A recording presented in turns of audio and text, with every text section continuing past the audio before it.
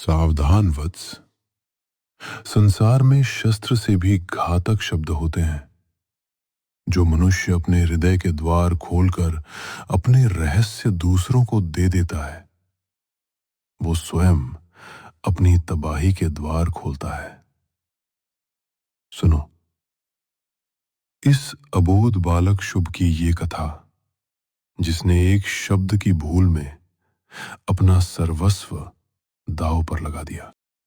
शुभ एक साधारण कुम्हार का पुत्र था, पर उसकी उंगलियों में साक्षात विश्वकर्मा का वास था।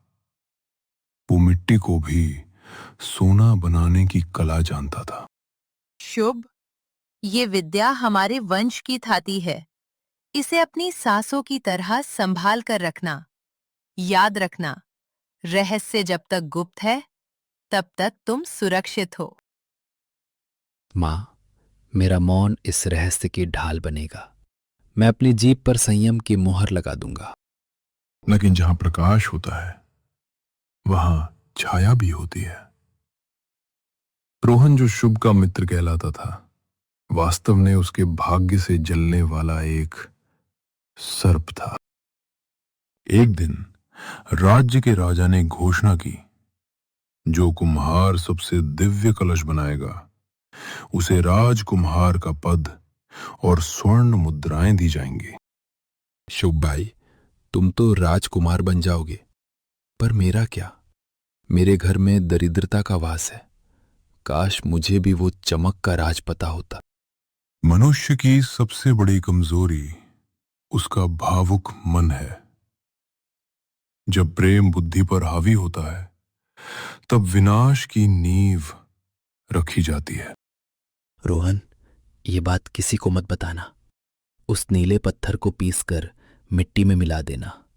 कलश सूरज की तरह चमकेगा। विश्वासघात का बीज बो दिया गया था। अब केवल शुभ के पतन की प्रतीक्षा थी। जिसे शुभ ने रक्षक समझा, वही भक्षक बन गया। रहस्य क्या साझा हुआ, शुभ ने अपनी गर्दन शत्रु के हाथ में दे दी। न्याय की सभा लगी थी, पर अधर्म का पलड़ा भारी था, क्योंकि छल ने सत्य का चोला पहन लिया था।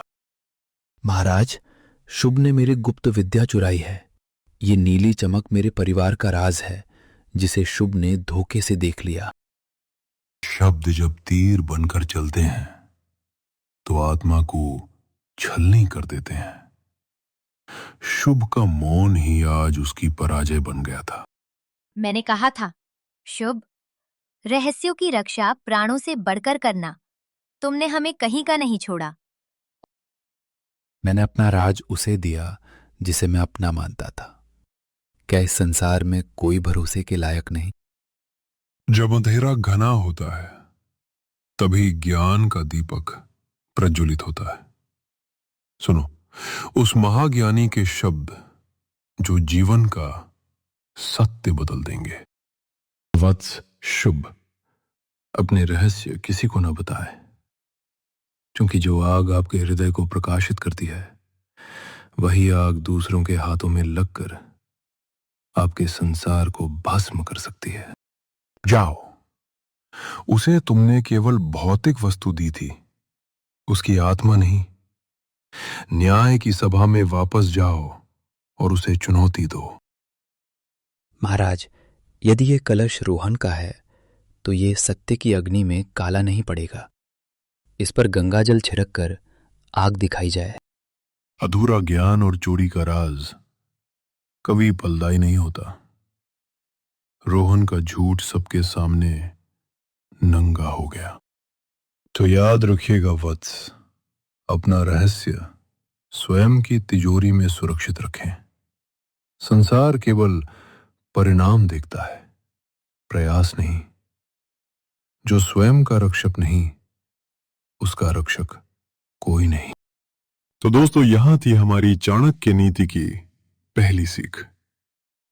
दोस्तों, हमेशा इस सीख को याद रखिएगा। अगर आपको ये कहानी पसंद आई हो, तो लाइक, शेयर और सब्सक्राइब जरूर करें। कमेंट में बताएं क्या आपने भी कभी अपना राज किसी को बताया है?